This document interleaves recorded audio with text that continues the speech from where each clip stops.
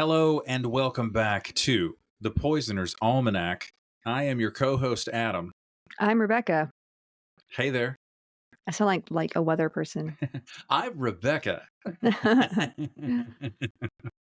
Partly cloudy with a chance of meatballs. That's a cute movie. Yes. I actually like that. There's a leak in the boat. It's still one of my favorite jokes. Oh, that's so funny. What is new lately, my dear, as you yawn? I made it through Friday. I made it through the holidays, barely. Mm. I'm How long till you recover? I don't know, Like but 2 I'm weeks. worn out. Yeah. And yeah, that's all I've got to say about that. That's all I've got to say about that. But Yeah. yeah, part of me is glad that the chaos is over. But it's like you get to that point like after Christmas though, where it's like there's nothing to really look forward to. It sounds depressing, but A little bit. and it's like you start a new year and you're like, I think when you're our age, you're just like, oh my God, what's the point? We're gonna do the same thing this year we did last year. But that's not really true, but like it just feels like once you get old enough, things start to feel kind of redundant. Or like you're just going in circles. We're going in circles. Like we're just trying to make it to Mordor, man. and we keep passing that rock. I want to watch the Two Towers. We put the other one on, and you left halfway I know. through to come upstairs and play video games. That's what I did. I don't know. But I want to watch the Two Towers now. Oh my gosh. I do like the Ents. The Ents are fantastic. The Ents are great. And the battles, just the buildup of the Two Towers is fantastic. A wizard should know better. All right. Story time. I escaped a religious cult 7 years ago. Without going into too much detail here, let me just say it was an extremely difficult journey. My mental health spiraled downhill, and I thankfully had enough presence of mind to seek out a therapist to work through what was going on with me. My therapist helped give me context to all the wild things I'd walked away from. He was kind, patient, and guided me through what my new normal might look like. I had never had healthy boundaries in my life. Therapy helped show me that as a result of being in a cult or high control group, I had never fully become my own person. It's a shocking thing to learn at the age of 32. I learned how to communicate to the people around me what I was going to do and, more importantly, not do with my time, energy, and resources. BetterHelp is the sponsor of this episode, and they're on a mission to make starting therapy easier. BetterHelp is a platform where therapists and their clients can communicate effectively and get the most out of therapy. There's a journal inside the platform for personal reflection, and there are group sessions on a number of different topics available every day. Starting therapy is easy with BetterHelp. Fill out a questionnaire, and you'll match with a therapist in as little as a couple of days. One of the best features of BetterHelp is that if the first therapist doesn't feel like the right fit, you can easily switch to another one until you find someone you really connect with. They carefully make sure therapists on the platform are well qualified, and their customer support team is there to help if you have any questions. With over 7,000 reviews and a 4.5 rating on Trustpilot, BetterHelp is a platform you can trust. If you're struggling and think you'd benefit from a therapy session, go to betterhelp.com/almanac or choose the Poisoner's Almanac during sign up and get 10% off your first month of therapy. So, a little bit of housekeeping on the old podcast. Make sure to follow us on whatever platform you're listening to. Thank you in advance for leaving 5-star reviews on your particular platform. That functions like a tip jar to push the podcast further into the algorithm so that it may end up being heard by more listeners like yourselves. Follow us on socials. The links are in the show notes, specifically the podcast Instagram, Poisoners_Almanac.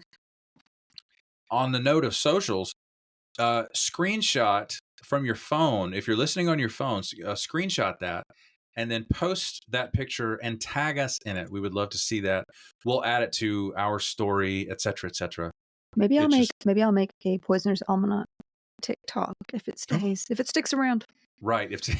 If TikTok is still with us. Yeah. I like to watch, all my fun animal videos and all the funny videos, and we need it to not go away. Right. So also the Patreon is up and running. There's a link in the show notes. You can join as a free member or you can join for $1 per month. Perks include you can leave us voicemails that we play here on the podcast. You get shouted out by name on the podcast, and also, what's the? Am I missing anything? There's bonus episodes. Bonus episodes. Just totally forget about my bonus episodes. I worked so hard on this. Bonus episodes on the last two of which I have been on with my wife. Usually because I was off of work by myself. That's right. Celine Dion for all my Canadian friends. Thank you, Celine. I had a major Celine Dion phase as a kid. Does Rebecca have an interpretive dance choreographed to It's All Coming Back to Me Now? Yes. Yes. As one should. I'm not an animal. Not an animal. I was obsessed with Celine Dion for the longest time as a kid. Like her music, loved it so much. I've got a choreographed dance to It's All Coming Back to Me Now because I can afford it. Well, you can't. You're poor. Oh my gosh. Okay. Speaking of shouting out the patrons, they are as follows: 87 Pens Girl 71, Mara Santiago, Kate DeFerry, Grace Lahan, Genevieve, Nahev Shatreet, Jay Went, Inken Hafner, Kira Yorsek, Tay of Sunshine, Monique, Shane R., Sue Steves, James Mills, Megan Geiler, Liz B., Willie Wolf NZ, Mama G, Nicole Rivers, Richard Miyaka. Why are you looking at me like that? Nothing. Keep going. You can do it. I believe in you. She started staring me down as soon as I said Willie Wolf NZ. You always laugh. You always giggle. I was trying to see if I could get through it. Okay. Richard Miyako, Heather Nolan, Katie Rose, Kaylee, Sasha Rubel, Maya Shostak, Maggie's Yarm, Ogre de-icing, Lynn Rocket, Brett Moser, Zaid, Neil Houdini, Nicole Crane, Jefferson Vargas, Carmen Q, Sarah G, Knittin' Ninja, Esther, Olive Octopus, Betsy Rich, Terrorsaurus Hex, T-Bug, Christine Moljadi, Morgan Brittingham, Blau Frosch, Vix, Caitlin C, Anne Maria, Carl Ziegler Jr., Clyde, Jennifer Wilson Richter, Macaulay Sterling, Too Fidgety, Wendy G, Elena MK, Vilma Anderson, Caitlin Martin, Pungrammed 101, Minnesota SPT, and the SPT does stand for Student Physical Therapist. They sent a DM and told us. Cool. Michael McCombs, Tasha, Stuart Slattery, Prem Risen, Simone Valdez, and Christian Skredergaard. I think is how you pronounce that. Christian, you let us know. I think that Christian is Dutch. Ooh, I like that. Yeah. That's cool. So, hang on. Skredergaard. There's a couple more. I totally got distracted. Tina at Have Not Had My Coffee. I love that. Maria Anna, Bonnie, Oma D, and Renelle Alara. Thank you all so much. Also, I know this was at the very beginning of the list, but every time you say Jay Went, I'm like, Jay Went where? Like every time, and it's like, it never. My brain never fails to do that. That's right. Is it Ogre the Viking? Ogre de-icing. Ogre, like an ogre. Yes, OGRE. That's cool. The fantasy trope ogre. Is it a trope? I don't know. I mean, yeah, you find ogres in like a race of beings. Yeah, like a troll, or they have a cave troll. Yeah, I was just wondering. I thought I heard you say that right, but I didn't. Yes, that is the word they're using. I like it. Send us questions or content suggestions to the Instagram, to the podcast Instagram with a comment or a DM. And speaking of voicemails, we have yet another one from Sasha. She's following up. On her first voicemail, and with she got cut off with the hot chocolate. That's right. So here we go. Yeah. Make sure the volume's up. This is hilarious because actually my story was kind of finished because nothing happened. It was just a very awkward moment because this person is staring at me like the hot chocolate, was very confused that she wanted my name, and she's like, oh my God, where are you from? Why do you not know this? And this is just because I'm autistic. Just like when in Germany, some people start talking to me in English because they think I'm a foreigner because I don't get something because I'm autistic. This was just like that moment. And So yeah, so what she did was she was just insisting upon calling me with my name, and there was nobody else in there, and she's just like, this is for Sasha. And I'm like, yeah, no, who else would it be for? And then, I got the plane, everything was fine. But yeah, so I do not fail to deliver. I did it. And I also have a question, because Becca, before you had the podcast, would you just info dump on Adam, like in private? Would you just do it? Or what has changed in your info dumping dynamics since the podcast has started? I really want to know. And yeah, I think we all agree that we really like you and that you're amazing. And it means so much you're doing this. And I really love the community. I love everyone from the Patreon and everyone. Goodbye, everyone. Aw, Goodbye. so nice. Thank you so much, Sasha. That was so sweet. Also, I'm pretty sure I've gotten worse when it comes to the info dumping. Because now, like, I just like I don't like to give away things to Adam when we do before we like actually record, because I want to get like your honest like reaction to things. So he doesn't even know half the time what we're about to talk about. I mean, like, I'll give him a topic sometimes, or I'll or whatever. But there will be some stuff where I'm like, oh my gosh, did you know this? Because like I found this thing today, and I'm like, wait, you know what? I'm gonna let me hold back, because I want to save that for when we record.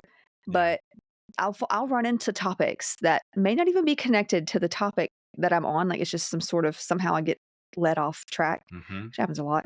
But yeah, I think I'm pretty sure the info dumping has definitely increased, but well, that's because I know what it is. But I also get my fix, I think, from doing the podcast. So like, it's true. I really enjoy being able to like do it in a controlled format, I guess. I mean, it's like basically 9 months that we've been doing this podcast now. Yeah. And you've only increased in your enthusiasm. Well, like, it energizes you to do this. Yeah. I enjoy. And I feel like other people that I've known in the past would have told me before, like, well, why even look that up? Because that's just useless. That's useless information. Why do you need to know that? And it's like, I don't think any information really is useless if you can, find use for it. And I think it's important to know all the things you can know. Being educated is a good thing. Learning is a good thing. Being well-rounded is a good thing. And sure, I talk about poisons, and when you tell people that, they kind of like blink a few times at you and walk away. I get that. How do you know? It's funny you asked that question. I was actually in a store today, and we were talking to a guy, and it was funny. He literally came up to me, and I don't know if it's like the whole neurodivergence finds other neurodivergence. This guy comes up to me. He's like, yeah, I've been off my meds. So just starts talking to me. God. He's like, yeah, I'm ADHD, just been off my meds. So can you help me with something? And I'm like, I don't work here, but okay, what do you need help? He works there. He's like, well, does this display look okay to you? And I was like, yeah.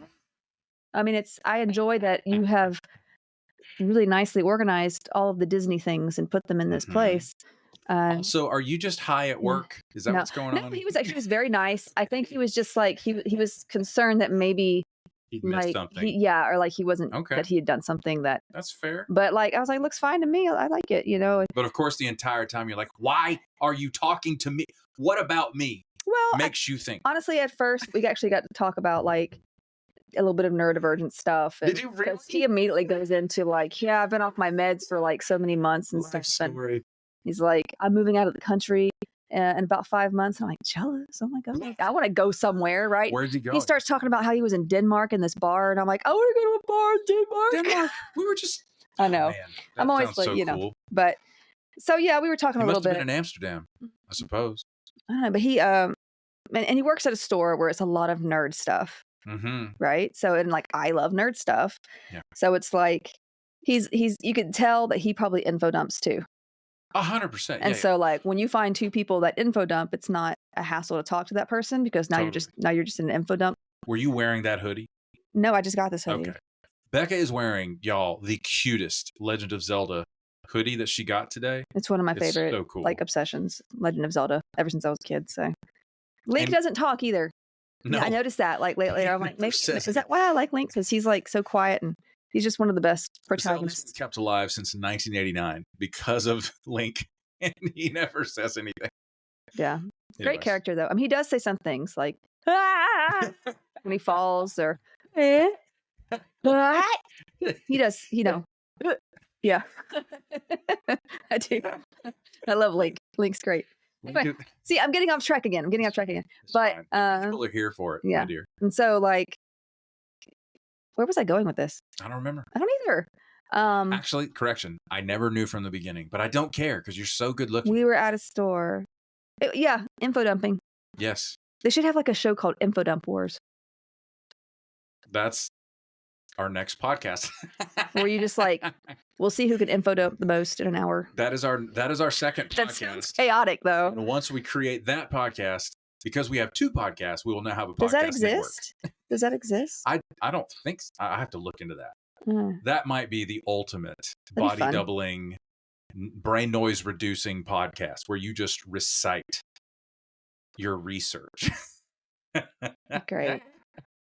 That's a great idea. And it's funny. Let us know, folks. I follow people on TikTok and Instagram that will info dump about things I'm not even into. And you're like, I'm here for this. I am set. Yeah, I'm not even into like what they're talking about, but they do it so well. Like, I love it. Neither of us were into spooky lakes until that lady. Look, it only took one video, and I was like, I am in. That lady. Not to be dramatic, but I would die for her. I love Spooky Lake Month, and I have the book now too. She has a book. Yes. It's You have no idea what I'm talking about. Just type Spooky Lake. Spooky Lakes on And- TikTok. or She's on Instagram. other platforms. Yeah, she's on Instagram, too. She's so cool. Anyway, I have no idea how we got here, I don't, it doesn't matter. but yes, The people with the info, microphone win. Get over it. info dumping. I still do it a lot, probably even more, You do. And but I know, enjoy it. Yes. And now I enjoy it too because it's the equivalent of Becca pulling me close and kissing me on the cheek.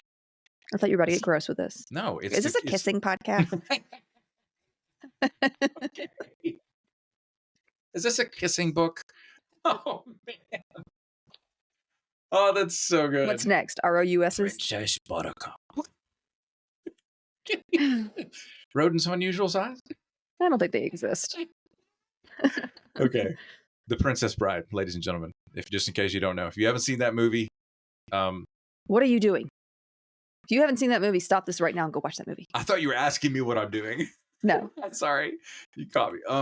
No. I enjoy it now because it is Becca showing me affection. It is her saying to me, this is how much I love you.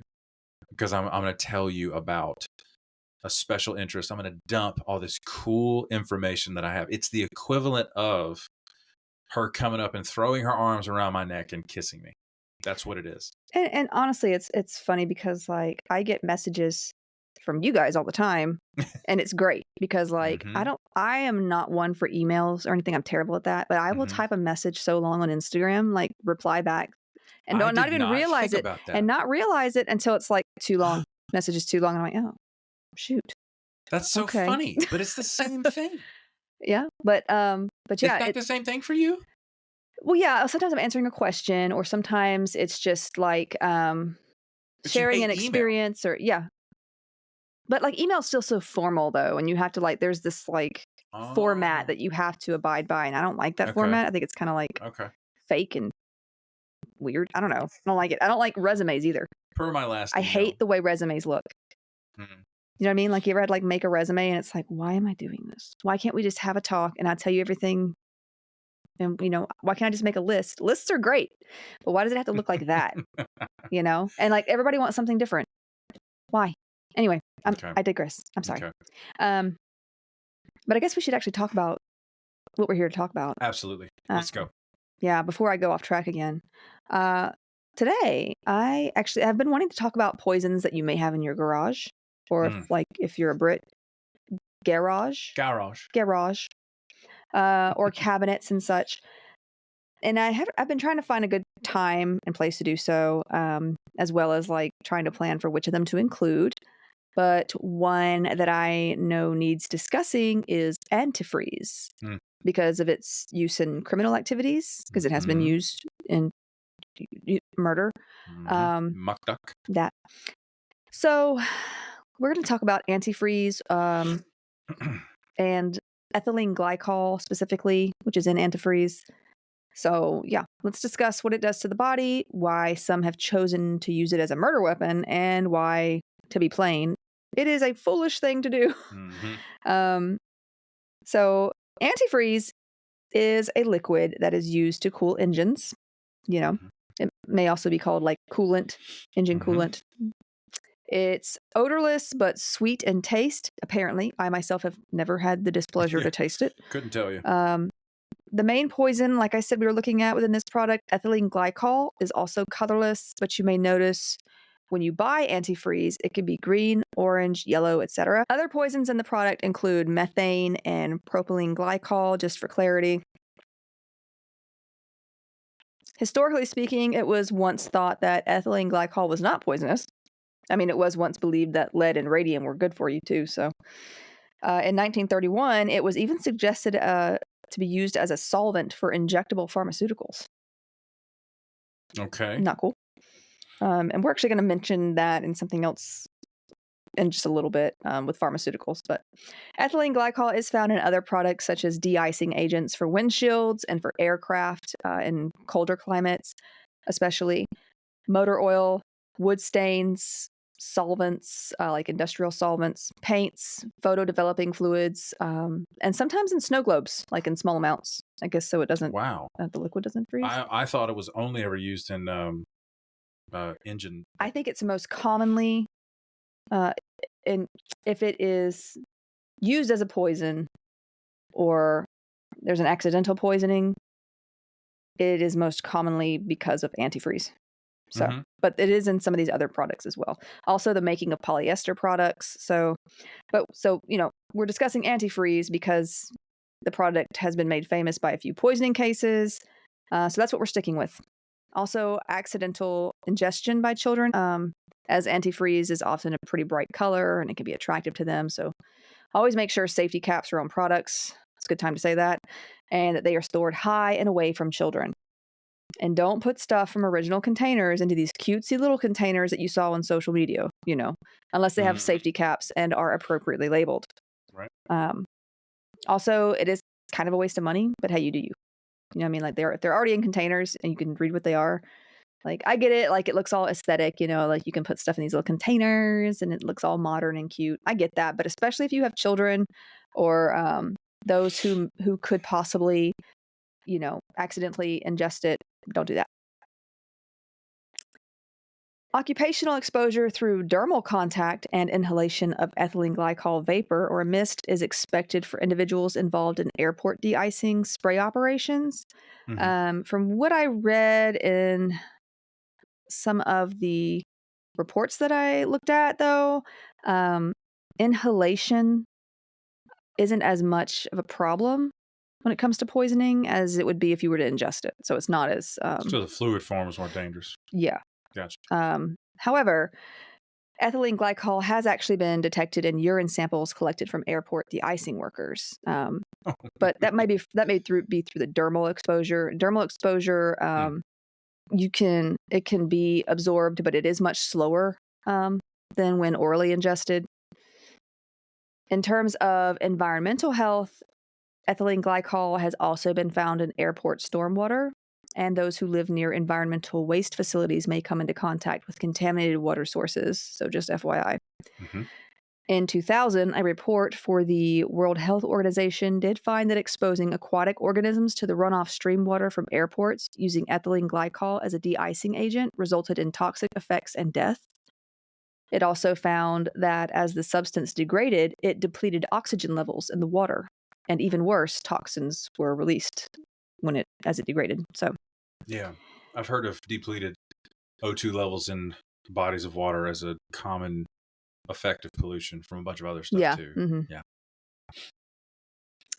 I did read that according to Environment Canada, I think it's their sort of EPA like we have here, like the Environmental Protection. It's a government agency that they have. Yeah. Okay. Systems have been put in place to lessen the environmental output, such as like these newer, more efficient application type processes, and to monitor that which is released to prevent any environmental damage. In the US, monitoring and reporting are also standard, and the amount of ethylene glycol is supposed to remain below a certain level, just because of, possible issues. So you most commonly come into contact with the substance when it gets on your skin when dealing with coolant. Accidental or intentional ingestion of the toxin is the most serious kind of exposure and results in around 5,000 poisonings per year in the US. Okay. Numbers I have for other places are only for the early 2000s, and they're kind of limited. In Australia, for instance, in 2007, there were 17 cases reported to the Victoria Poison Centre and another 30 in New South Wales. So there's that. It seems like a lot less, though, than America. I don't know if we're just doing something wrong or now these 5,000 poisonings a year, they can be accidental ingestion, they can be like intentional, like suicidal type ingestion, or it can be as we're going to talk about in a minute, it can be for poisoning other people, which you shouldn't do. Accidental ingestion by children is thankfully rare, but still a danger to continue. Most deaths from ethylene glycol are from intentional ingestion, either because of suicide attempts or desperation to find a cheap substitute for alcohol, as it does produce some intoxicating like effects. Wow. Not the way to go, but no. Now, to prevent people from intentionally drinking ethylene glycol or antifreeze, denatonium benzoate, also known as Bitrex, has been added in some places. This is a bittering agent, like it literally makes it taste bitter so that you're less likely to, drink it. Okay. There's like 8 states here in the US that add it, specifically Oregon, California, New Mexico, Virginia, Arizona, Maine, Tennessee, and Washington. It just makes it bitter. Unfortunately, studies after adding this bitter stuff have shown really no effect on the amount of poisonings, so it really hasn't even lessened the poisonings much, but I mean, it's a good try, I guess. For reference, the toxic oral dose of ethylene glycol in adult humans is about 1.4 milliliters per kilogram. Reports of fatalities following ingestion of ethylene glycol indicate that a volume of 150 to 1,500 milliliters consumed at one time may cause death, but death has occurred for doses as low as 30 milliliters in adults. So. Okay.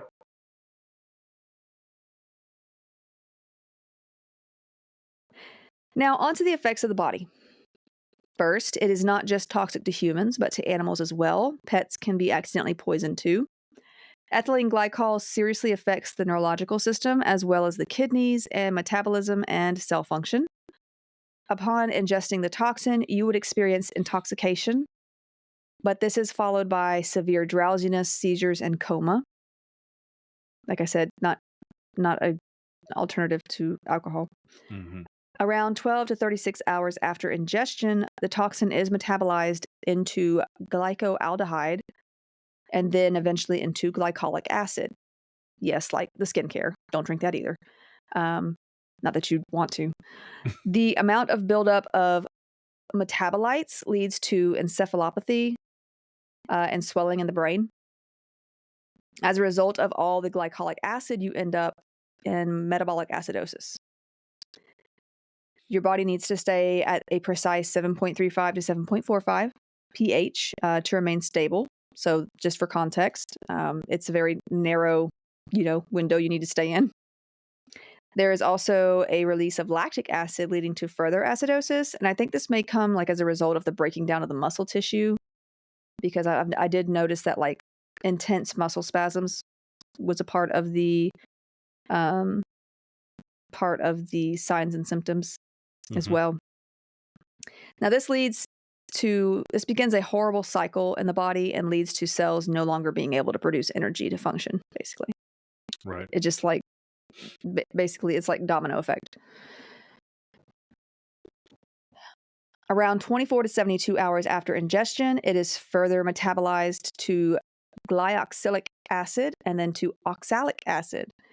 If you've ever done any studies into why some houseplants are poisonous, you may have heard of oxalic acid.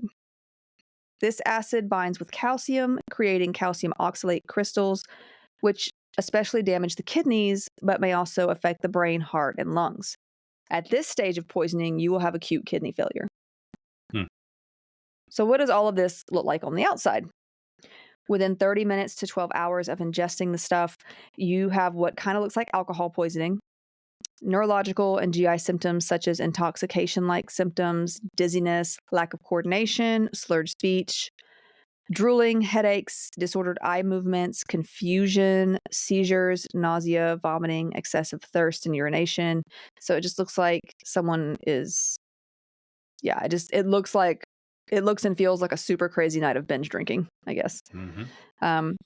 Within 12 to 36 hours, some of these intoxication effects seem to ease up, but now all of the metabolized products, so you've got the glycolic acid, the lactic acid, they are building up really quick, and they're causing symptoms like elevated heart rate, high blood pressure, difficulty breathing, dehydration. Even if you're taking in fluids, you're dehydrated because your cells are, it's just nothing's working right. If not treated, death is common during this stage as heart failure or sudden cardiac death ensues thanks to the lower concentrations of calcium in the blood and overall muscle and electrical impulses misfiring. So like if, like you get like telemetry when you go in the hospital at the EKG, you get the lines, the little stickies on your chest to monitor your heart and all that. Like you would see a prolonged QT interval, which is like, the little, I'm trying to describe it for people who may not know what that is, but there's like a QRST like labeling on the screen, basically. I don't know if it's labeled on the screen, but people who know what they're looking at know what these are. And it's like that basic, like, looks like a mountain and it comes down. And, when you see a heart monitor, it has like the cool little mountain things and it's pretty consistent. These prolonged QT intervals, like it's basically like pulled out longer. They're too long because something is not beating. I'm trying to get the picture in my head into words. So I hope that helped. Maybe it didn't. I'm sorry.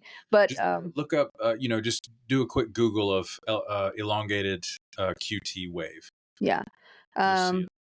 But you're basically going into sudden cardiac death. Calcium, you think about calcium, you think about milk and like, oh, calcium's good for your bones. But calcium, too much or too little can really mess you up heart-wise as well. That's right. I've seen many patients who had strictly electrolyte imbalance, which includes sodium, potassium, calcium, maybe magnesium. The electrolytes being out of balance is a problem. Yeah, it can really affect a lot of parts of your body, especially like the kidneys, the heart, brain, all that stuff. So, but if you survive this stage, around 24 to 72 hours is when the kidney failure shows up. The timing may differ between humans and pets, mind you, because, dogs and cats are smaller than we are and, things are a little bit different.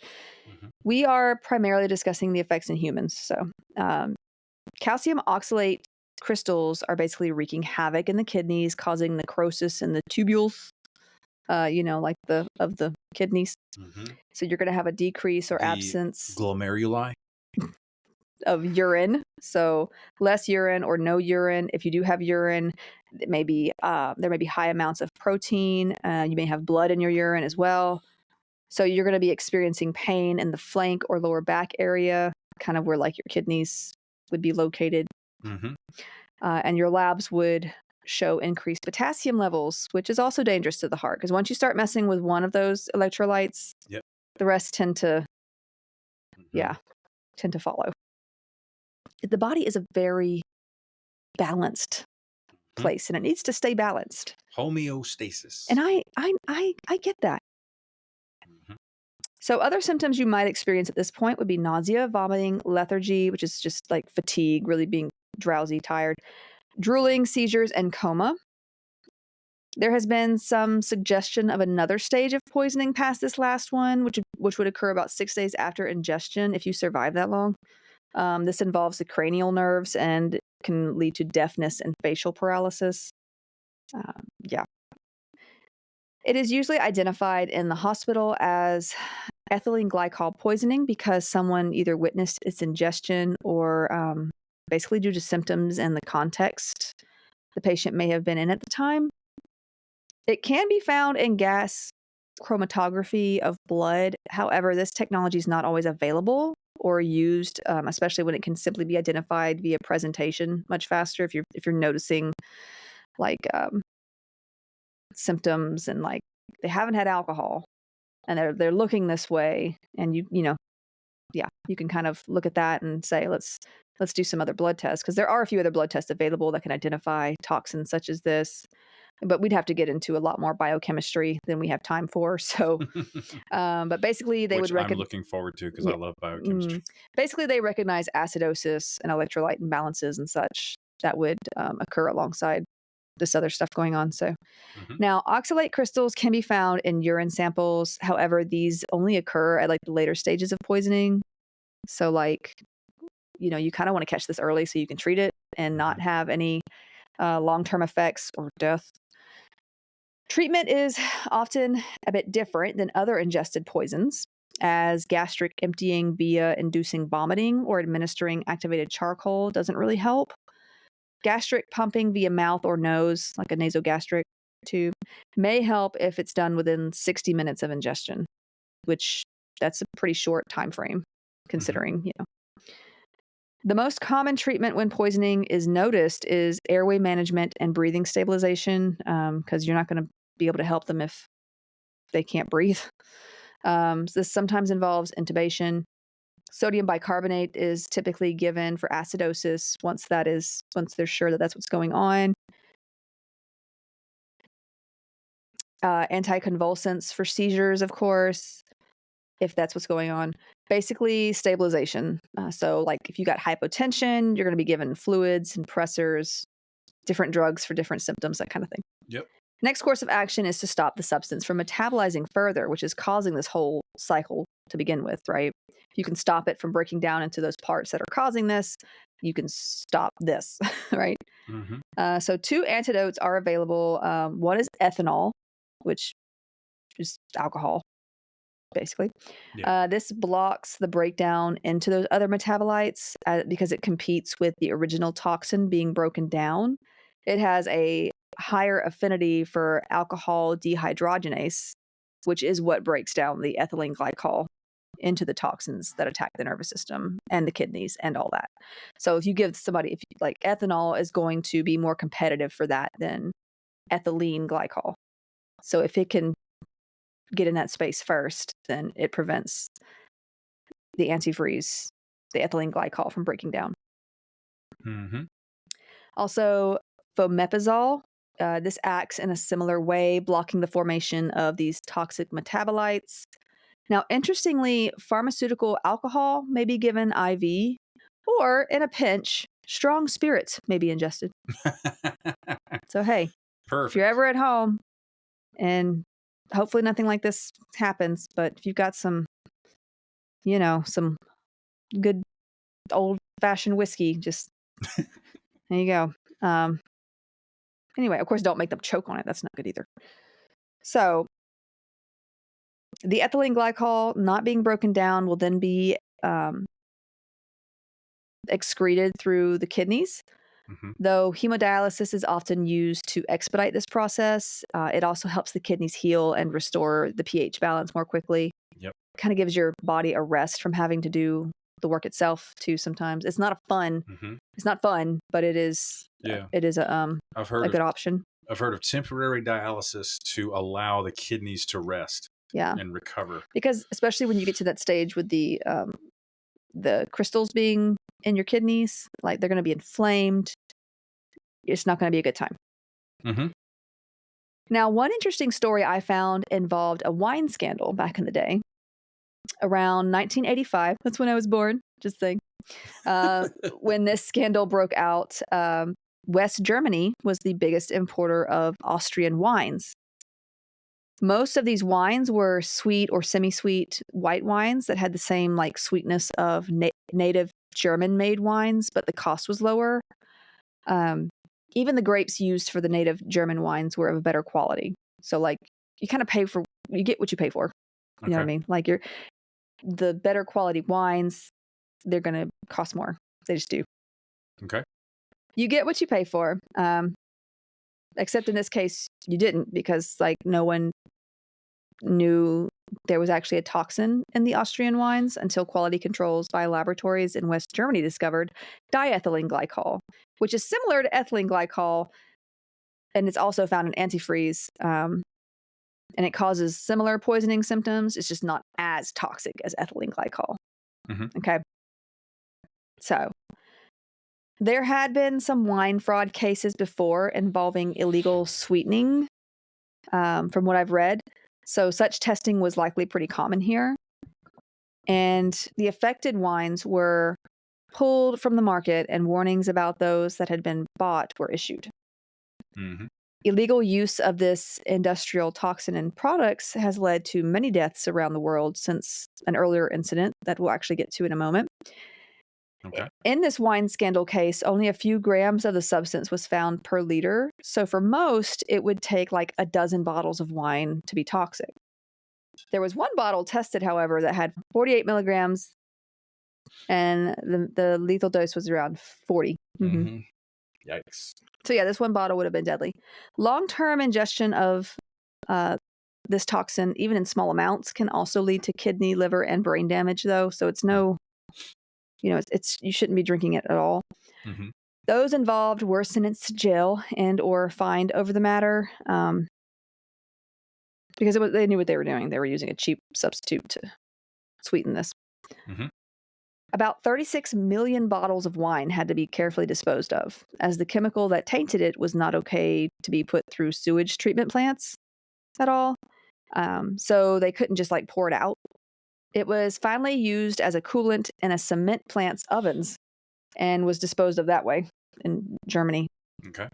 Leftover wines in Austria were used alongside other chemicals to de-ice roads in the winter. So there's that. Clever. It was a worldwide scandal once it hit the news, and it greatly affected the Austrian wine industry as other countries started pulling down and banning wines from Austria in case of contamination. The Parliament of Austria put a stricter wine law in place that same year, but it would take around 15 years for their wine export numbers to rise again after this, back to where it was. So, Now that earlier incident I mentioned, it occurred in the U.S. in 1937 when a preparation of sulfonamide antibiotic elixir was made with diethylene glycol as its solvent, its base, mind you. The pharmacist responsible for the elixir was apparently not aware of the toxicity of diethylene glycol. Little was actually known about its toxic effect, but there were some medical journals that had just recently published its toxic effects on the kidneys, like a few years earlier. So they were starting to know, I don't know how, I guess this kind of news doesn't get around as fast, obviously, as it does today. At this time, it was not required to test drugs before selling them, and they sold the medication soon after. So like what he did was he mixed the antibiotic with this raspberry flavoring, and he dissolved the mixture into the diethylene glycol. Okay. So that's that's what's being sold. At least 100 people died as a result of ingesting this medicine / poison. And the American Medical Association called in the FDA to find and recover what was causing the deaths, because they're like, okay, what's in this? What is in this? We know that most of these people took this medication. What's in this, right? To be causing this. When it was traced back to the pharmacy, the pharmacist claimed that they had no responsibility, as they could not have known or whatever. Now, the chemist or pharmacist who created the mixture actually died by suicide before trial. It was all very sad, to say the least. Like, I don't think he didn't really know, but I think, the guilt got to him or whatever. That's wild. After the fact. So all really sad, really sucks. But yeah, that's a lot of people. It did lead to the creation of the 1938 Food, Drug, and Cosmetic Act, which called for the animal testing of all drugs and the presenting of data to the FDA before they are marketed and sold to the public. So there's that. Now let's talk about some cases of intentional poisoning with Let's. murderous intentions. Let's. Because there's been a number of murders where the murderer has used antifreeze. So I'm gonna cover what I can. There's been actually quite a few, so I'm just gonna cover like 3 cases so that because we don't have time to do anything else. Sure. But let's stick close to home with this first one. Julia Lynn Womack, who we'll call Lynn because that's what others called her. It was her middle name. I guess she went by her middle name. You go by your middle name. I do, in fact. Yeah. And it's quite inconvenient.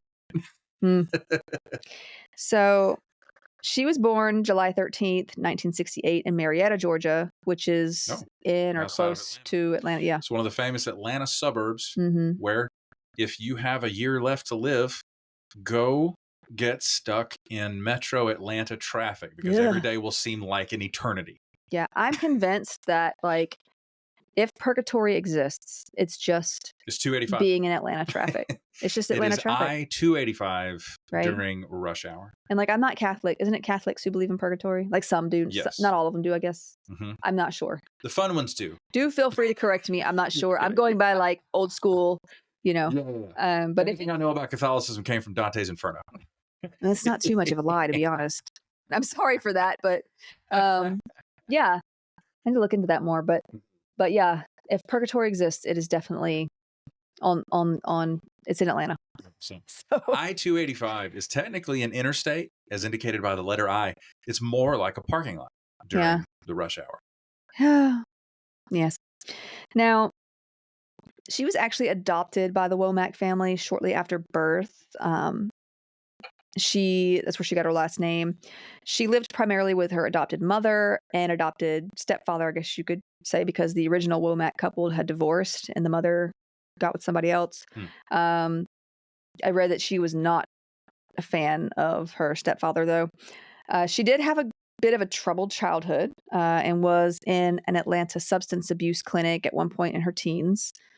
But she did go on to be an emergency dispatcher, like a 911 dispatcher, like in the early 90s. So like she kind of got her stuff together and became a dispatcher, Mm-hmm.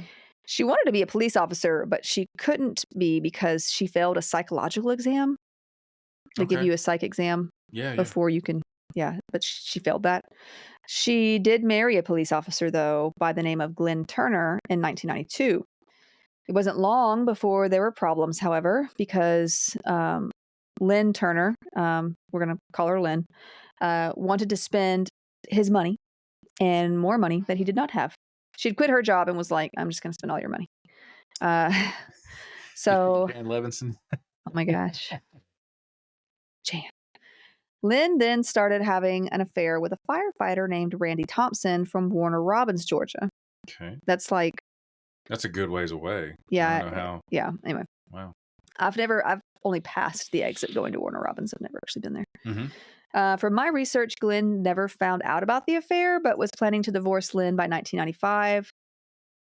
He ended up in the emergency room before he could file, however, and it was obvious that he was very ill with like flu-like symptoms. Like he was saying he was having these certain symptoms. They were flu-like. He did recover enough to go home and said he was feeling better, but by the next day he was dead.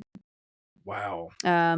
The official cause of death at the time was natural causes due to irregular heartbeat.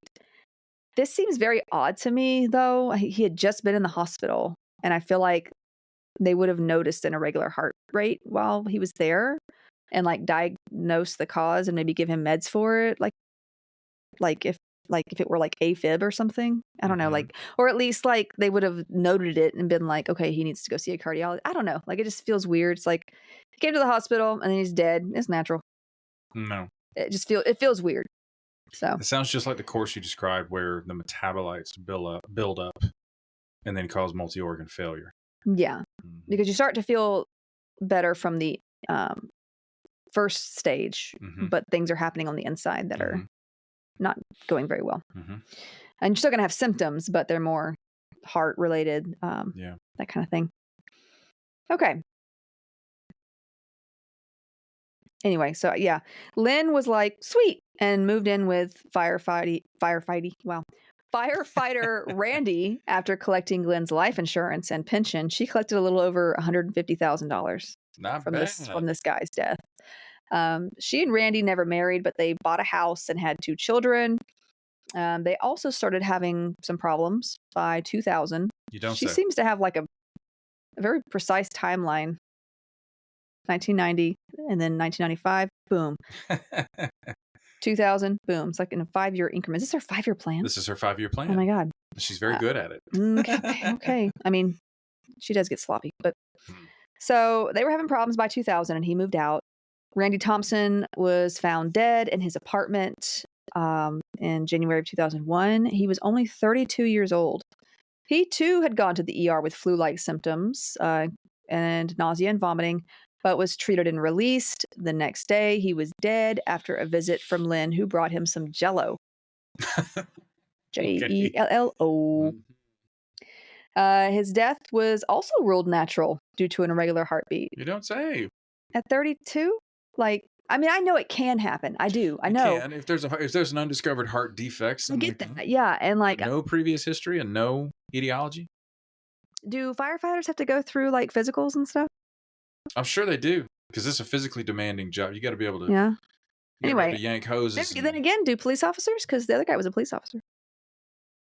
I don't know. They do Okay. as well. There's Yeah, physical components to both jobs. So, anyway, but yeah, it was ruled as natural. Mhm. So anyway, she got about $36,000 after his death. She had expected more, but Randy had let his life insurance lapse. So like the $200K that she thought she was getting, just it wasn't happening. Whoops. So, yeah. Guess I gotta get remarried. So obviously, the 2 men in this woman's life had died under very similar circumstances and with the exact same official cause of death.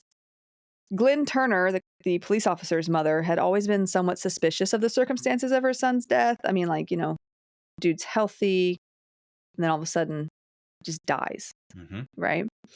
But when she came across Randy's obituary and saw how his death had been very similar and that he too was linked to Lynn, she phoned one of his relatives that was mentioned in the paper. So blood tests were ordered and done for Randy, and ethylene glycol was found, confirming suspicions of poisoning. Glenn was then exhumed, the police officer who had died before her first husband, or her husband. He was exhumed, and ethylene glycol was found in his kidneys. Yeah. It was also reported that Lynn had recently visited an animal shelter to ask how to put down a stray animal, which is just weird. That is going to stick out like a sore thumb. Like, isn't that weird? Everybody that works at the shelter that's the furthest thing from their mind. Also, I see a stray animal and I'm like, puppy. It's not even a puppy. It could be a raccoon. And I'm like, can I pet that dog? Can I pet it? Right? That's such a sloppy thing to do. Someone needs a hug. Yeah. Because everybody that the cops talk to at that facility is going to be like, yeah, this lady wanted to know how to kill a dog. That's super weird to say that to somebody who works at an animal shelter. Anyway. Yeah. I'm immediately, if I'm working at that animal shelter, I'm immediately like, what? We're the animal shelter. Bring them here. Right. Especially if it's a no-kill shelter. Anyways. She was arrested just 10 months after Randy's death and charged for Glenn's murder. She was found guilty in 2004. In 2007, she was also found guilty of Randy's murder. It was determined that she had poisoned them both by putting antifreeze in their food. She was sentenced to life without parole and served time in Metro State Prison until August 30th of 2010, when she died by suicide at the age of 42, after having ingested prescription pills that she had been intentionally accumulating for those purposes. She was planning to take her own life in there. Yep. All right. Another case involving antifreeze was that of the murder of another 2 men by a woman who was even more devious than the last one. And you'll see why in a moment. Okay. Stacey Daniels was born in Clay, New York on July 24th, 1967. She met Michael Wallace in 1985. I was born that year. When she was just 17, and they would be married. They would be married and having their first daughter, Ashley, a few years later in 1988. The worst people have kids. I'm just saying. I mean, that lady we just talked about, they had a couple of kids together. Why would you do that? Yeah, and then go to... Why would you do this? And then go to, like, kill one of their their other parent, and then you're going to be locked away. And you're like, you know what I'm going to do next? Have a baby. That makes perfect sense. You're basically having children and then making them orphans, putting them through all that trauma. Yeah. Okay. No, yeah. So they had another daughter, Bree, in 1991. So they had 2 daughters. This gets weird. Michael Wallace was a night mechanic, and Stacy was working at an ambulance dispatch company, which is kind of funny because the other lady was like a 911 dispatcher for a while or something like that. So just thought it was interesting that was similar. They had a strange dynamic, though, where Michael was close to daughter Bree and Stacy was close to daughter Ashley. It was like choosing favorites or teams. It was really toxic and weird. I stand by what I said. Yeah. It was really weird. So they were also reportedly having affairs on each other. So there's that. Okay. Just this, toxic sort of system from the start, in my opinion. But Michael started having strange illnesses on and off, starting around late 1999. And he was dead by early the next year in 2000 before he could ever so much as see a doctor about it. His cause of death was listed as a heart attack. Of course. Stacy refused an autopsy for her late husband, even though his sister had requested one. But, Stacy gets to say it, I guess. Super weird, Stacy. A few years later, in 2003, I made that sound really weird. In 2003, Stacy married David Castor, who owned an AC business. She worked at as his office manager. By August of 2005, he too was dead. Stacy had called the police to report that her husband David had locked himself in their bedroom after a fight with her, after an argument with her, and that he had not responded or come out since the day before. Okay. An officer came over to do a wellness check, and when he kicked down the door, they found David dead in the bed with a bottle of antifreeze on the nightstand, as well as a glass half full of a green liquid, which is the antifreeze, right? Which would be the antifreeze. Yeah. Yeah. His death was listed as a suicide at first, but a following... Oh my God.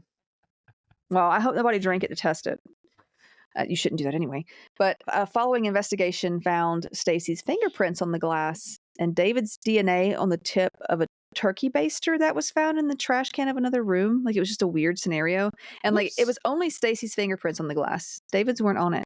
Yeah, he never actually held that glass. Right. And like, but then there was like his DNA was on the tip of this turkey baster, like the, where things would come. See, there's something comforting about you describing a case in this instance where the forensics actually can help. Yeah, it's like putting the puzzle pieces exactly where they need to go. And like if you ever done a puzzle and you're missing a piece, oh my God. Right? That's so frustrating. Yes. So investigators began to suspect Stacy of poisoning this husband and using the turkey baster to force feed him even more poison while he was too ill to eat or drink anything himself. So while he was like too weak to do anything, she was still giving this to him. They started monitoring her home with audio and video surveillance. They were like, something's up with this lady. Stacy had David buried next to her first husband, Michael, which I found awkward. I don't know. Is that weird? That's weird, right? What? It's like she's like lining them up. Is like the next one going to go next to him? I don't know. That's real? Yeah, she had him buried next to her first husband. Stacy. She just was like, yeah, put him there. What a jar of nutmeg. I don't know but that is awkward, right? That's weird. Stacy. I don't know. They don't know each other. No. I don't know. The weirdest thing I don't know. far. I've never had to deal with making those kinds of arrangements, so I don't know. But it seems weird to me. Right next to my exit. Yeah, put them together. Bro. Whatever the case, she never visited their graves. Any forensic psychologist would be like, "Hey, Stacy, that's weird. Stacy's mom, something's going on." Okay. But she never visited their graves, according to surveillance sources. Like, she just never went there to see them anyway. Investigators eventually exhumed the first husband, Michael, and had him tested for ethylene glycol, which he came back positive for, because I knew the second one had died of ethylene glycol because, he had actually, they were trying to say that he, died of suicide from it, right? Yes, yeah. And so they were going to test the first one and be like, I wonder. Now, once Stacy, and he came back positive. I don't know if I said that, but he came back positive for ethylene glycol. So of course. Obviously, yeah. Now, once Stacy heard about this new development, she went into panic mode. Okay. And she starts this new plan to cover it all up. Right. She's like, oh, please. Well, I want to hear this so much. So investigators showed up at daughter Ashley's college on her first day. Basically. Is she team mom or team dad? She was on team mom. Okay. Remember, like she was close to the mom. Okay. It gets weird. To ask her some questions and inform her that her father, Michael, had actually died by poisoning because, you know, they'd all been led to believe that it was a heart attack, right? Yeah, they want to talk to her apart from her mother. Uh-huh. Mm. So she immediately, you know, she's upset and she calls her mom. And her mom had favored her throughout like her first marriage and all. So she, you know, she's like besties with her mom and she's like calling her mom all freaked out. And the mom, Stacy, she invites her daughter over for a drink to relax. No. Later the next day, about 17 hours after a drink her mother had made her, Ashley was found unconscious by her younger sister, Bree, who told her very hesitant mother to call for help. Her mother had apparently been outside having fun with some friends this whole time, like while her daughter was just passed out. Anyway, so they called 911, and like that's the thing, like this lady worked as a dispatcher. Yeah, like anyway. So Bree stepped away for a moment, and when she came back, she found this typed note was placed next to Ashley's body that she didn't see before. And it read like a suicide letter. And she's team dad. Just stay with me. Okay. The dad's dead, though. Even so. Yeah, just stay with me, though. Okay. The letter also included admission of guilt to killing Michael and David with antifreeze, though the word was misspelled anti-free in numerous places in the note. That's going to be important for later. Okay. It was typed, huh? It was typed, but the word antifreeze, for some reason, was spelled anti-free. Okay. That's just, in multiple places. Ashley did survive after receiving care at the hospital, she'd been given treatment for an overdose of painkillers. Like, apparently, that would have killed her otherwise. She would have died if her sister hadn't found her. Wow. When questioned about what happened and about the suicide note, she told officers that her mother had given her a nasty tasting drink that she really didn't even want, but drank anyway because her mother kept urging her to. She also said that she did not write the note, and she didn't really remember anything else. Stacy was arrested soon after this and was charged with the murder of her two late husbands. She denied her guilt and still tried to pin it on her daughter, Ashley, who would have I think she was actually arrested just for the latest murder, actually. I don't know if they had enough to pin the previous murder on her, but we know. Anyway, you get what I'm saying. She still tried to pin it on her daughter, Ashley, who would have only been 12 when her father, Michael, died. And Stacy's defense team stuck with this as well, trying to prove that Ashley could have killed at a young age and would have been jealous of her sister Bree because her father favored her. Oh my God. Yeah, it gets twisted. Stacy did stick with David's death being a suicide and said that he likely got the idea to use antifreeze to kill himself when they watched a crime documentary featuring a woman named Lynn Turner. Are you serious? From the lady in our first story. That's creepy. Right? Oh. So, the woman who had killed her two late husbands with antifreeze in our first story. Oh my God, this is my favorite show. Now, investigators had also found multiple drafts of the suicide/confession letter that was supposed to have been written by Ashley on Stacy's home computer. Thanks, Mom. Way to go, boomer. Based on the timestamps of when they were written, it was proven that Ashley could not have written them because she was actually in classes at the times that the computer showed them being written. The misspelled antifree was also important evidence, as Stacy had said this exact wording in an interview when referring to antifreeze. On camera? Yeah. Or in a police interview? It was I think it was on camera. I think they had, either way, it would have been recorded. Right. She refers to it as anti-free. Yeah, anti-free. So she literally doesn't know it's antifreeze. I guess not. But even then, like after the fact, she was like, "Oh no, I just lost my train of thought and cut off the word halfway through when I was talking." No, she didn't. No, she didn't. Every time, no. Stacey. Yeah. So she was. Yeah. Stacey's mom does not have it going on.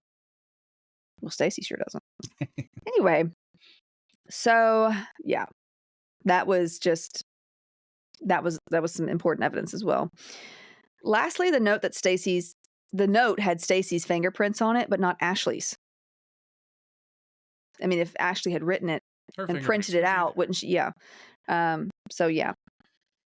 Yeah. Stacey was found guilty of second-degree murder in regards to David's death, and for the attempted murder of her daughter Ashley, because she tried to poison her, and of course, also forgery of David's will.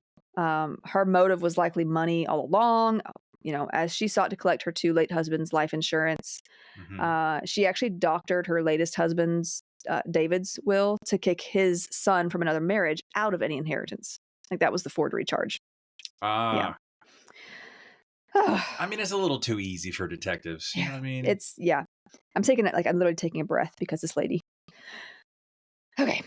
She was basically given the business by the judge, who was like, "You're in a class all by yourself for this," because of what she had done in like trying to pin the murder on her daughter and trying to kill her too. Stacey was sentenced to 25 to life for the death of David and another 25 to life for the attempted murder of Ashley. She was given an extra 1 to 4 years for forgery. In all, she was given about 51 years to life. And Ashley actually had some final words for her mother in that courtroom as well. And I just thought them interesting enough to include here. Oh, please. Can we clock that tea real quick? These are her words. Okay. "I never knew what hate was until now. Even though I do hate her, I still love her at the same time. That bothers me. It is so confusing. How can you hate someone and love them at the same time? I just wish that she would say sorry for everything she did, including all the lies. As horrible as it makes me feel, this is goodbye, Mom. As hard as you tried, I survived, and I will survive because now I'm surrounded by people that love me. I'm going to do good things in this world despite making me, in every sense of the word, an orphan." And that was Ashley Wallace. Oh my God. Yeah. So that I have a daughter, and it would be the 7th circle of hell for her to say anything like that to me. Well, wow. To be honest, I mean, she deserved it for what she did. Yes. And also, Stacey continued to deny her guilt even after sentencing, stating, "She's a psychopath, dude." And she stated that she and Ashley knew the truth, indicating that Ashley was the murderer still, and that her own mother, Ashley and Bree's grandmother, was on her side, so believed her and supported her. I don't know how true that is, but if it is, Stacey's mom does not have it going on. Whatever. Stacey ended up dying in prison at the age of 48 in June of 2016 of a heart attack, which is ironic because her first husband was said to have died of a heart attack when he was poisoned. I need to mention as well that it wasn't suicide. It was an actual cardiac event. Yeah, from what I read. Yeah. I do need to mention that as well. There are some who believe Stacey may have actually killed her father, though she has never been formally accused. Jerry Daniels died in February 22nd, 2002, after his daughter visited him in the hospital. She just happened to be the executor of his estate. So some believe that she actually killed him too. Bro. But we don't know. Angel of mercy. Yeah, except for she's definitely not a nurse. But all right, one more case. I promise. Yes. Oh no, this is 5 stars. Would recommend. Okay. And I have to talk about this one because this one is actually known as the Antifreeze murders. Okay. Oh. This one gets crazy as well. Okay. Oh, but please. This is my favorite show. Oh my God. When does season 2 come out? Oh my God. So these murders occurred in 2012 in Springfield, Missouri. They're also known as the Stouty murders, family murders. I think it's Stouty from like when I listened to someone else say their name, it was Stouty. Okay. So if I've got that wrong, I'm sorry. Right. But Diane and Mark Stouty were high school sweethearts who married and had 4 children. Sean, who was 26 at the time of these events, and he was on the autism spectrum. Sarah was 24. Rachel was 22 at the time, and there was another one who was 9. I have her name listed here, but a lot of like news reports didn't list her name because she was a minor at the time. So I'm just going to say the 9-year-old. She was about 9 at the time. Okay, Jane, and she had a learning disability. Okay, and that is important for later. So now Diane was the organist at her Lutheran church. Red flag. I'm sorry. Oh my God. Just kidding. Mark was the lead singer of a blues band. I have lots of church and religious trauma, so y'all Yes. forgive me. Lead singer of a blues band, huh? Yeah, called Messing with Destiny. Anyway, Diane was also a nurse. All I can see is John Candy from Home Alone when he's like, we sold 246 copies of that polka. one. AKA Polka King of the Midwest. So these are songs. Yeah. Anyway, but yeah, Diane was also a nurse, and she and her husband were struggling with their marriage and also with their children for financial and, well, other more selfish reasons. So he literally had the blues. Yeah. Got it. And she was like the main person bringing in money, working as a nurse. I don't think he got paid much doing this whole blues gig, but rough, man. Anyway, so I mentioned that Sean was on the autism spectrum, and the 9-year-old had a learning disability. Sarah was she had just gotten out of college, and she was still living at home, and she had all these loans to pay back too. Rachel was like the perfect star student kid that I guess mom favored. Rachel was the favorite child. So mom formed this alliance with Rachel, essentially, to take out the rest of the family. What?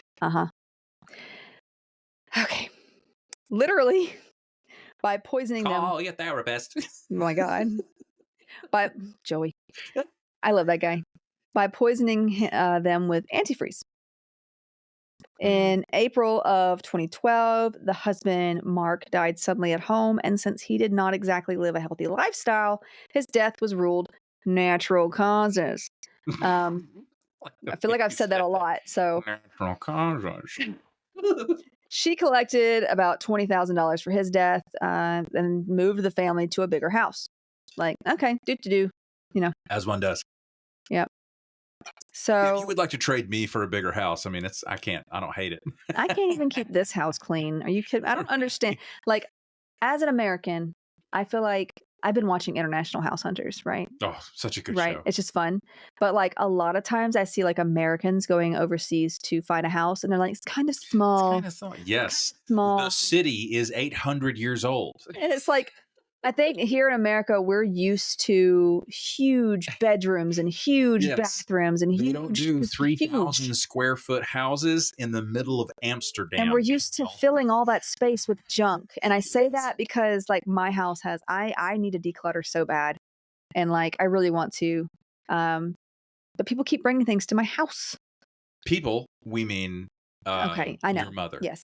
But and I'm thankful for everything, and all that, but it's I'm really struggling with clutter, and I hate it so much. But yeah, I feel like we do have this sort of strange obsession with big spaces, huge rooms, and sure. And we have more geographical space in the United States. That's true. It's true, yeah.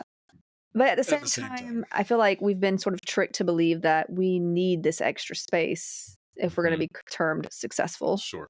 But yeah, I love watching that show, and every episode, if there's an American going to Europe or something like that, it's kind of small. I don't know. This bedroom's kind of small, anyway, that's just just a little tangent there. There's not a whole lot of new construction in London.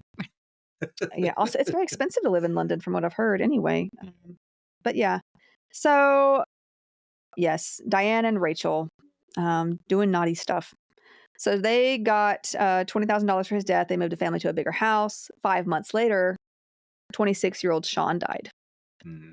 And she told police that her son had been experiencing flu-like symptoms for weeks before he died, and that he had a history of seizures. So his death was also ruled natural causes. I just can't. It's so psychotic. He's 26. Yeah. I don't know, babe. I'm with you. And I get it. There are some people who have issues with seizures that are on the autism spectrum, but it's just he died 5 months after the dad did of natural cause. I don't know. Something should be I don't know.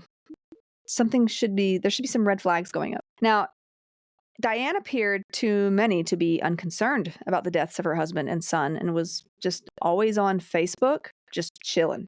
Like just Rachel this, Rachel that. My favorite daughter, Rachel, right? Go off. Queen. By 2013, Sarah was gravely ill, and the family's pastor actually tipped off police about something not being right, right? Like, hey, our organist is doing a number on our family over here.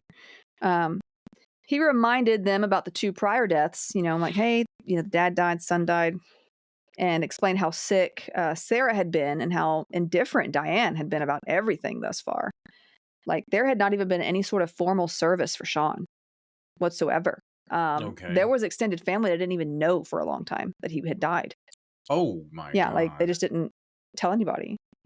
What? Yeah. So also one of her late husband's bandmates, from the blues band, he described her behavior as quote unquote, though she were hosting a party most of the time. All right. So also, as sick as Sarah was, none of the doctors knew what was causing her illness. Like they had run tests for like different like conditions and like nothing was showing up. And the doctors had actually started to suspect poisoning, but couldn't pinpoint what it might be. Now, detectives interviewed Diane at this point, who told them she didn't know why or how all of the illnesses in her family were happening. There were a lot of, and she's a nurse. Okay. Mm-hmm. I'm not saying she knows everything, but it just feels like, okay. She knows enough to be dangerous. Kind of like you. Okay. There were a lot of issues with her story and things were not lining up with the history. She finally started to tell detectives that Mark and Sean had both been drinking antifreeze to kill themselves. Yeah, okay. Both of them? First of all, she's terrible at this whole storytelling thing. After some time and pressure from authorities, she finally admitted that she had given them the antifreeze. She gave it to Mark in a sports drink and to Sean in his favorite soda.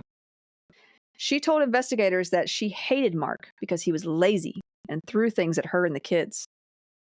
She called Sean worse than a pest. That was her exact words. Because of the difficulties of his autism. Okay. I told you, selfish, right? Yeah. Terrible. He's a sociopath. Yeah, awful. She then admitted to trying to get rid of Sarah because she had student loans and no job and was just another burden. These are her kids. Okay. After she was taken into custody, investigators got a search warrant for the family home and found an interesting diary belonging to Rachel, the favorite daughter.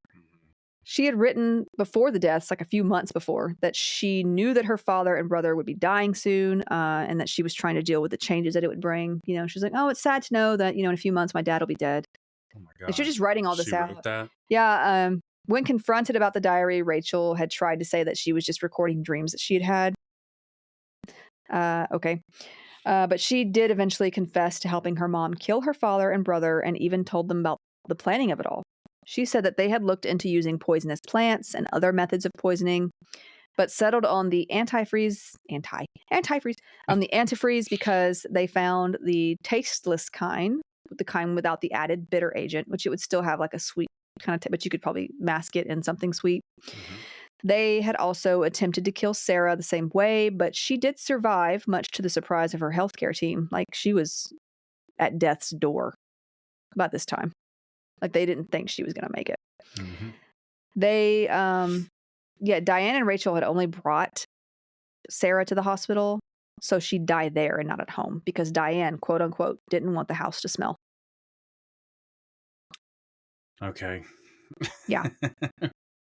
She was left, Sarah was left permanently disabled, however, with neurological and severe organ damage, and she requires an aid to live, and she has to live in an assisted living facility basically for the rest of her life. Yeah. It was also revealed that the youngest daughter, who would be around 10 or 11 at the time all of this is now happening with the arrests and everything, was the next target as her learning disabilities apparently made her a burden, according to the mom. Yeah. Okay. She was placed, the youngest one was placed in foster care after all this. In May of 2015, Rachel pleaded guilty to 2 counts of second-degree murder and 1 count of first-degree assault. And she was sentenced to life with the possibility of parole after 42 and a half years in prison because she agreed to testify against her mother later. In January of 2016, Diane pleaded guilty to 2 counts of murder and was sentenced to life without the possibility of parole. Both have since been like, wait, I didn't mean that plea. But they are still where they should be. Yes. So what a monster. Yeah, those are the 3 cases I wanted. But there have been some other cases too. I've read about cases of this woman trying to poison. I know she did poison her boyfriend. She wanted to kill him because she wanted the $30 million he was about to inherit or something, something like that. I mean, it's a lot of money, but but she got caught doing that. There's been a lot of cases, unfortunately. So, terrible. Yeah, hide your antifreeze. Not the way to go. Gotcha. Great stuff. All right. Yep. Well, folks, that's going to do it for this episode. Thank you so much for listening. We will see you in the next one. Yes, we will. Bye. Bye.